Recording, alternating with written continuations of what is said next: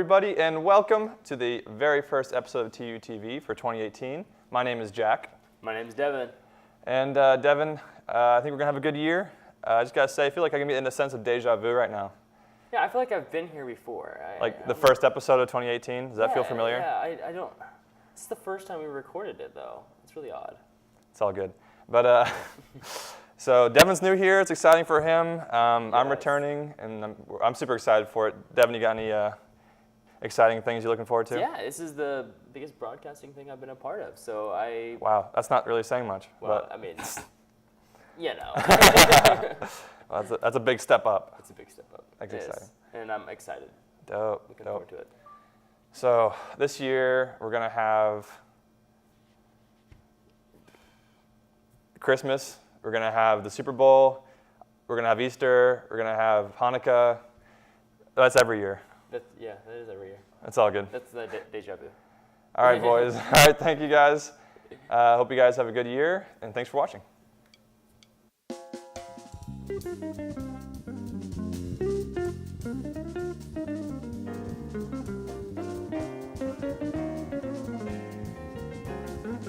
Welcome back to TUTV News, the second happiest place on earth. I'm Hannah Horton. And I'm William Bennett. This week was chock full of stories, so let's get started. Volkswagen has announced that they will end production of the VW Beetle next year, citing declining sales as the cause. The iconic car has been around for 70 years in the US, but only 15,000 were purchased last year. Volkswagen will release a special final edition of the car next year. It will be available in beige and blue as either a coupe or convertible. The price for this special edition car will range from $23,000 to $30,000. Volkswagen has said that they are in no rush to replace it, but are not opposed to new car models. Production of the Volkswagen Beetle is scheduled to end July 2019. Apple held their annual keynote on September 12th, which was packed full of new and exciting technology. The company revealed 3 new iPhones, the XS, the XS Max, and the XR. The XS and XS Max are both upgrades of last year's iPhone X, with slight improvements and increased screen size of 6.5 inches on the Max. The XR is a cheaper, slightly less advanced version of the X, and can be compared to the iPhone 5C. It comes in 6 basic colors, with a lower pixel density and an aluminum frame, but has the same processor and dual SIM option. The base models for the XR, XS, and Max come in at $750, $1,000, and $1,100 respectively. The event also introduced the Apple Watch Series 4, which has been redesigned to include a larger screen, a better speaker, and an electrocardiography. Finally, Apple announced the iOS 12's reveal date is September 17th. The iPhone XS, Max, and Series 4 watch all release on September 21st, while the XR won't be available until October 26th. Jeff Bezos has promised to donate $2 billion to helping homeless families and starting preschools for low-income communities. This new philanthropic effort will be called the Bezos Day One Fund. The family component will offer food and shelter to homeless families through existing nonprofits for the academic component. The fund will create full scholarship preschools for low-income communities. Bezos said in a statement that the schools will pay, quote, gigantic dividends for decades, end quote, citing how hard it is for children to catch up on their education if they fall behind early on. Mamadou Gassama, the Malian man who saved a young boy dangling from a balcony, has been granted French citizenship. Gassama was working illegally in France as a construction worker last May when he saw the boy hanging off of an apartment ledge. The Malian immigrant quickly scaled 4 stories to pull the child up to safety, and he has since been dubbed Spider-Man. French President Emmanuel Macron hailed his act of great bravery and promised him a job as a fireman. A 93-year-old man from Iowa has bought over 6,000 candy bars and given them to friends and strangers for the past 10 years.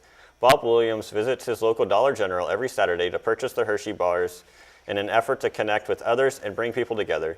He is known among locals as the Candy Man, and everyone in the town of Long Grove adores him. Grateful neighbors describe him as a generous man who is, quote, teaching all of us how to pay it forward, end quote. Jack White performed at the One Oak Field yesterday while many were present. No cell phones were used. When fans entered the stadium, they were required to secure all electronic devices in a special Yonder bag. The bags lock automatically and it can only be opened once outside the stadium.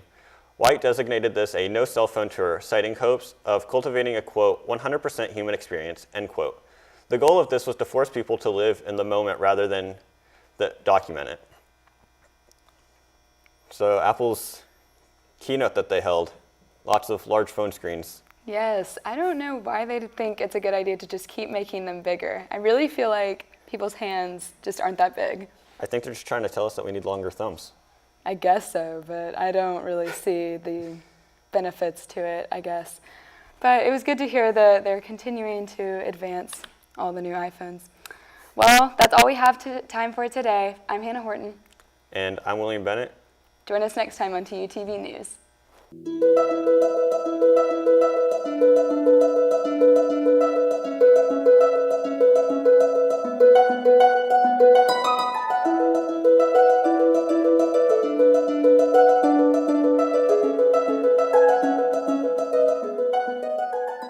What's up, guys? Once again, it's me, Devin, and I am here with our very special guest, Jennie Stockle. How you doing today, Jennie? Good. How about you, Devin? I'm doing great. So I hear you're part of an organization. What organization is that?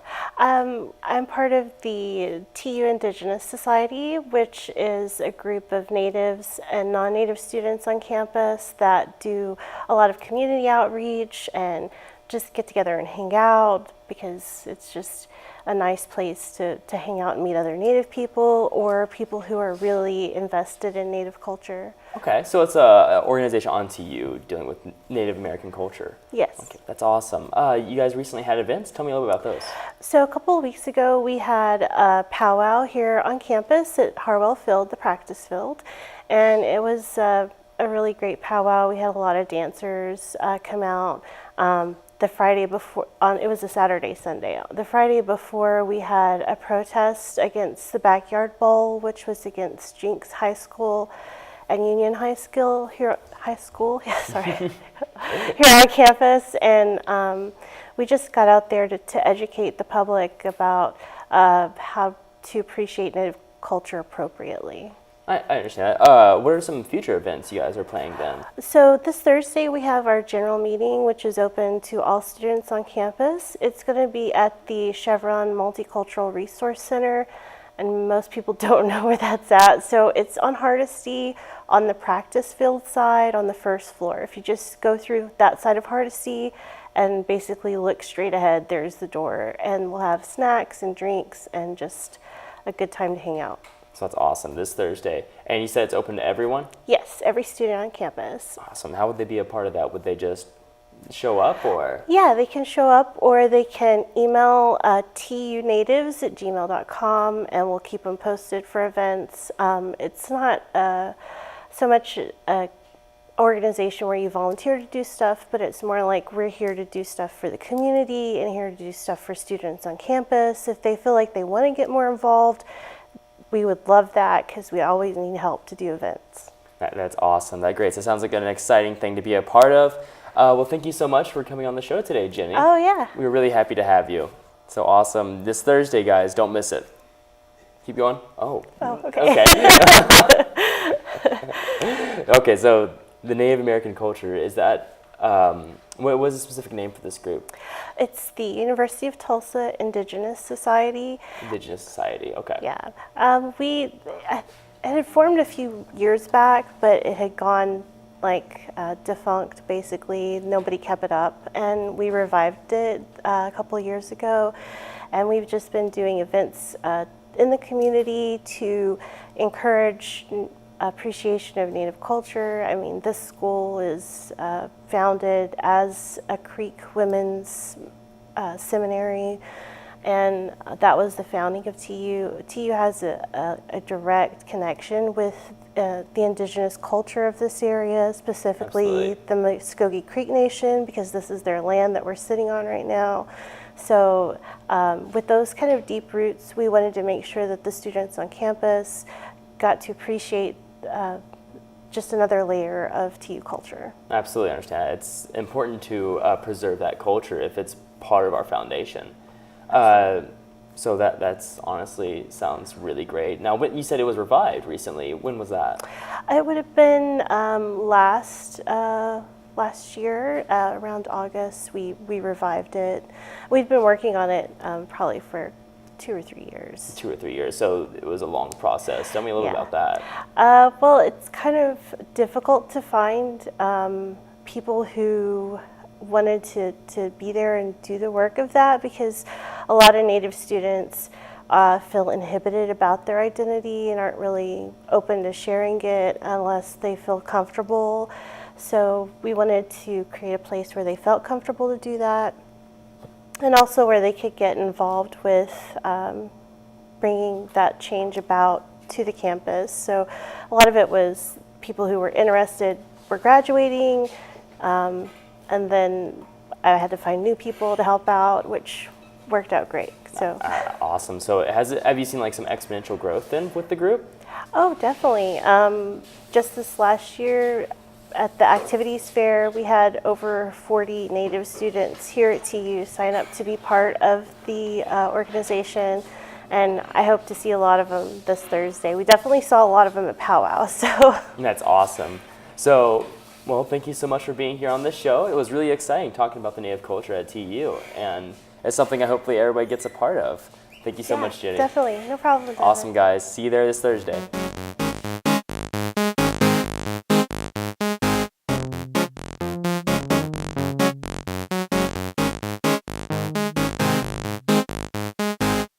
Hello, and welcome to TUTV Sports, the preferred alternative to Bleacher Report. I'm Devin Lyon. And I'm Sam Moody. This week was tough on Tulsa teams, so let's see how they fared in their respective conference schedules. The Golden Hurricane football teams played host to Arkansas State on Saturday night. Tulsa got off to a roaring start, scoring on their first drive off the game through running back Corey Taylor. The Red Wolves would respond with a 27 unanswered point capped off by an interception returned for a touchdown. The Golden Hurricane was able to put together some momentum with a couple of field goals and a touchdown on a Luke Skipper to Cole Neff connection. Arkansas State stiffened up defensively and were able to keep Tulsa out for the remainder of the game, condemning the Hurricanes to a second successive defeat since their opening day win. Montgomery's men will play next at Temple on Thursday night as the beginning of the American Athletic Conference play. The Tulsa women's volleyball team had a bit of a rough weekend at the Marquette Invitational. They began the weekend on Friday and played against Illinois State. The Golden Hurricane won the first set, but Illinois went on to claim the next 3 sets and the match with a final score of 3-1. Tulsa would then face number 21 Marquette on Saturday. The Hurricane made a fast start in the first frame, but similar to Friday, couldn't sustain their solid play. The Golden Eagles claimed all 3 sets, sending Tulsa home with much to think about this week. The Golden Hurricane begin their conference schedule at the Reynolds Center this weekend when they host Memphis on Friday and Tulane on Sunday. The Golden Hurricane women's team hosted 2 games this weekend. On Friday, the Golden Eagles of Oral Roberts University came to campus. Mia Darden continued her fine run of form by scoring the second of 3 Tulsa goals in a 3-1 victory. The Hurricane then faced Kansas State on Sunday, and they seemed to be devoid of energy. The Wildcats dominated from start to finish and stopped Tulsa 3-0. The Golden Hurricane will open conference play at home on September 20th against East Carolina. The men's soccer team also hosted a pair of matches this past week. St. Louis University traveled here on Tuesday in hopes of finding some early season momentum. The Billikens opened the scoring first and never looked back, handing Tulsa their second loss of the year, 3-0. The Hurricane would then face Drake on Saturday afternoon. The Bulldogs scored first, but Tulsa equalized with a penalty kick just a few minutes later. The second half went goalless, but the Bulldogs were awarded a penalty kick in the opening minutes of overtime. The kick was converted, sentencing Tulsa to its second defeat. The Golden Hurricane play next against SMU on Friday. Man, so conference season is about to start for all our teams. Yeah, we just couldn't catch a break this weekend. I know, it was tough. Yeah. It was a tough one. I was really hoping at each of those games, but It was a little bit enjoyable to see SLU play. I'm from St. Louis, so my cousins went there. It was. I bet that's I exciting. was still rooting for Tulsa, but Yeah, it but was at the same time, you have a hometown feel. Yeah, Absolutely. But, if we want to lose at any point, we want to lose before conference. that's true. Yeah, Absolutely. It doesn't affect the score, you know. Yeah, it doesn't going into affect our postseason. record as much. So Exactly. let's get these next week's wins. I believe in our teams. Yeah. Awesome. Well, that's all we have for you guys this segment. Join us next week for more about Golden Hurricane sports. I'm Devin. And I'm Sam. Thanks for watching TUTV Sports. See you later.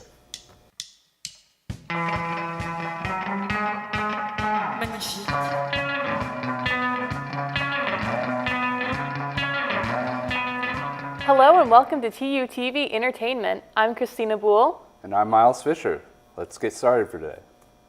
A popular 1996 children's show is getting a reboot with a new name and host. Blue's Clues and You, formerly known as Blue's Clues, is coming back to television screens on the Nickelodeon channel. The show follows the animated blue puppy alongside host Joshua Dela Cruz on their quest to find the paw-printed key to solve the daily puzzle.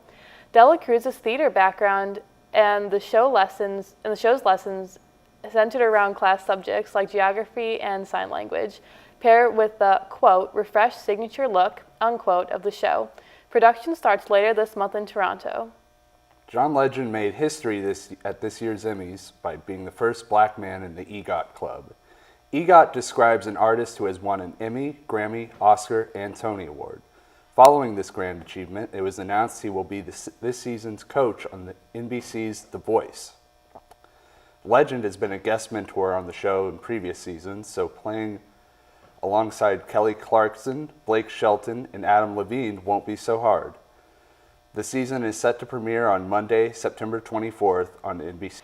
In July, Grace Park, actress on CBS's Hawaii Five-0, posted a statement on her Facebook page informing fans of her departure from the show. She cited a management and CBS disagreement on a contract renewal. Recently, she revealed her exit from the show is due to racial pay inequality. The announcement confirms speculations of many inequality disparities on and off set, such as salary differences between Park and her white male co-stars. In an interview with Entertainment Weekly, Park says, quote, "I'm grateful for the lessons learned, but I chose what was best for my integrity," unquote. In a recent interview, Carrie Underwood revealed past childbirth complications inspired her new album, Cry Pretty. The 2005 American Idol winner recently announced that while she is pregnant with her second child, the past 2 years have not been full of exciting news. Underwood said that she has had 3 miscarriages over the past 2 years. In the midst of her pain, she would write songs. The emotional album, which released Friday, September 14th, conveys the message that you can't always put on a brave face when times are tough. She is now excitedly preparing for the birth of her second child and for her Cry Pretty tour, which will begin May of 2019. Following the racial tweets sent out by Roseanne Barr earlier this year, show management made the decision to cancel the TV show reboot, Roseanne, on the ABC network. Since the show did receive high ratings while on air, ABC worked out a spin-off show deal from the reboot without Barr's character. It is revealed by Barr in a recent interview that the spin-off show, The Connors, killed Barr's character with an opioid overdose. Barr says this decision is an insult to the fans and message of the show. The Connors is set to premiere this October. Matthew Perry, who played Chandler Bing on the hit TV series Friends, recently revealed that he's spent the past 3 months in the hospital. Perry had gastrointestinal surgery at Los Angeles Medical Center after finding out that he had a gastrointestinal perforation or ruptured bowel. This condition can be fatal if it becomes septic. Perry tweeted for the first time in 6 months on Saturday, September 15th, saying, quote, 3 months in a hospital bed, check, end quote. Perry has yet to reveal any details about the long-term recovery, but fans are glad to know that he's okay. Casey Affleck recently revealed details concerning his brother Ben Affleck's sobriety. Casey explained that their family has suffered from alcoholism for generations. The Justice League actor has recently made the decision to go back to rehab. He was inspired by his children and ex-wife actress Jennifer Garner. Casey revealed that Ben's struggle with sobriety over the years has been a burden to Garner and their 3 children. Another source revealed that Garner wants to do what she can to help her ex-husband, but also realizes that this is ultimately his battle. Casey added, quote, "It can't be easier to have everybody looking at you and taking your picture as you're walking out of an intervention," end quote. He hates to see his brother struggle, but is glad that he seems to be moving in the right direction. Speaking of Jennifer Garner, the actress recently co-founded an organic food company with an emphasis on fresh baby food. Fun fact, the company called Once Upon a Farm grows its produce right down the road from Tulsa in Locust Grove. Garner's connection to Locust Grove stems from her mother, who was raised on a farm right outside town, and she graduated from Locust Grove High School. The farm will be growing persimmons, kale, and blueberries. Garner feels that baby food should not be seen as gross to anyone. During an interview with Martha Stewart, she commented, quote, "You should want to eat the food you feed your baby." Once Upon a Farm products can be found in several grocery stores, including Walmart, Target, Sprouts, and Whole Foods Market.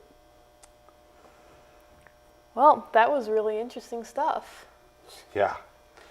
I mean, what did you think about the Blue's Clues reboot? Well, you know, I watched it as a kid, and I think it's really tragic that Nickelodeon never seems to like rerun their old stuff besides on like specialized channels that you have to pay extra for. And I mean, I think kids should watch Blue's Clues. It was great when I was young, and I'm mildly excited to see what it's like now. Yeah, me too. Well, that's all the stories we have for you today, but to wrap up our segment, we have a special package for you. Jack Zeko and Avery Hardy attended Wizard World Tulsa and interviewed some well-known characters from the pop culture stratosphere. Let's take a look. Do we need to do that?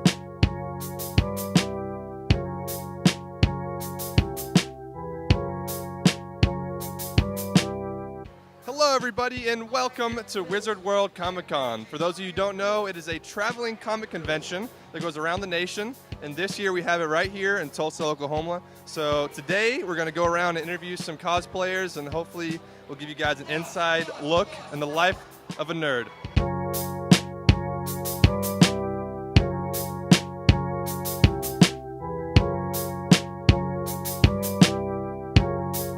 Owen, what's your name?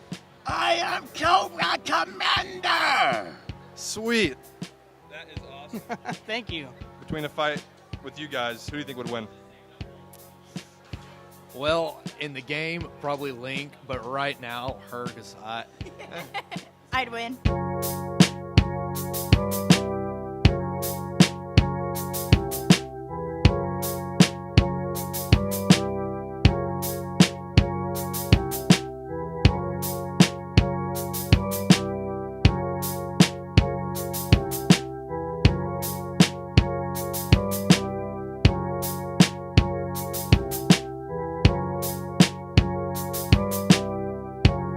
I gotta ask, can you give a little send-off in Klingon?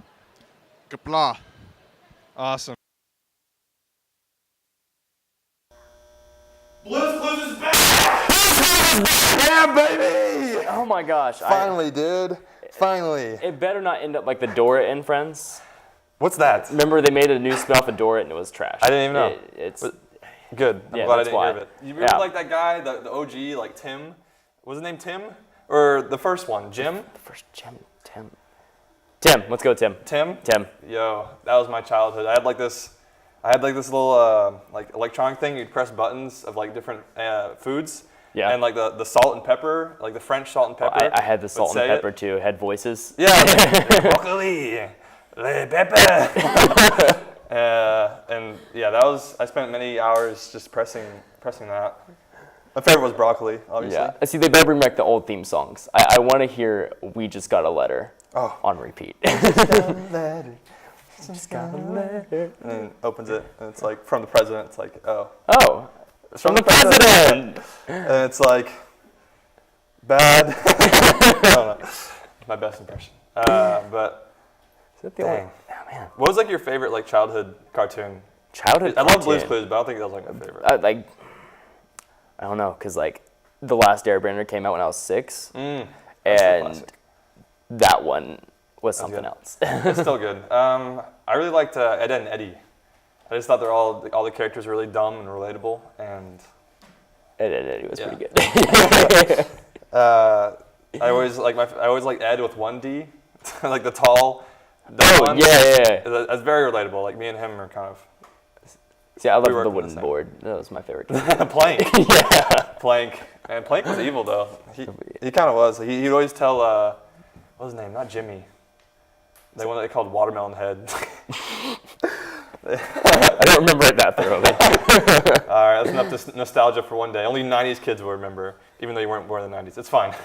All right, guys, thanks for enjoying. Hope you enjoyed at least the first episode. I think it went pretty well, yeah. Not bad. All right. All right, thanks for watching, and I'll see you guys later. See you next week. See ya.